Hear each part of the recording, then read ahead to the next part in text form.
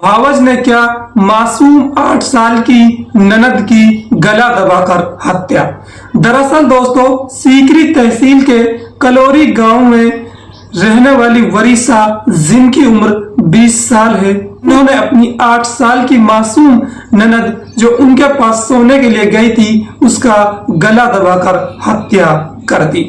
सबसे बड़ी बात यह है, जो वरीसा के पति हैं मुकीम, वो इस वक्त महाराष्ट्र में रहकर ट्रक ड्राइवरी कर रहे हैं, जबकि वरीसा अपने ससुराल में ससुर आश मोहम्मद, जिनकी उम्र 45 साल, और अपनी सास हक्की, जिनकी उम्र 42 साल के साथ रहती है। दोस्तों, पिछली रात को 1 बजे जो वरीसा होती है, वो अपनी मासूम ननद सनम को रात के 1 बजे गला दबाकर मार देती है।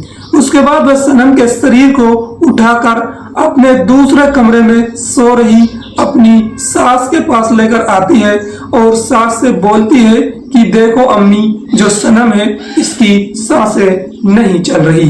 उसके बाद वह अम्मी हक्की उसको देखती है, वो देखती है जो सनम है उसके गले पर हाथों के निशान। इससे जो हक्की होती है वो रोने धोना शुरू कर देती है। वो बार बार वरीसा से पूछती है कि तुमने सनम को मार डाला, लेकिन वरीसा इस पर सच नहीं बताती। रात के 1 बजे हक्की का रोना धोना सुनकर आस पड़ोस के लोग वहां पर इकट्ठे हो जाते हैं। इकट्ठे होने के बाद दूसरे कमरे में वरीसा को लेकर जाते हैं और वहां जाकर बार बार वरीसा से जब वो पूछताछ करते हैं तो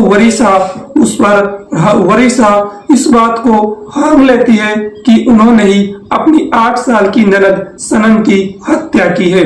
वरीसा बताती है अगर वो सनम को नहीं मारती तो सनम उसको मार डालती। अब सोचने वाली बात यह है कि एक 8 साल की मासूम बच्ची एक 20 साल की युवा महिला का गला कैसे दबा सकती है। आज रात के 1 बजे ही जो वरीसा के पीहर पक्ष है वो नजदीकी गांव भटेसरा में होता है, तो वहां के लोगों को सूचना दे दी जाती है। सुबह 4 बजे भटेसरा गांव के रहने वाले वारिस, आसिफ और 4 अन्य लोग आते हैं और वरीसा को अपने साथ लेकर चले जाते हैं।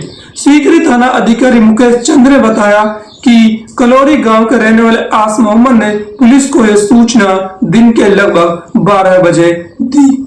उसके बाद जो सीकरी थाना पुलिस वहां पर पहुंचती है और शव को अपने कब्जे में लेती है।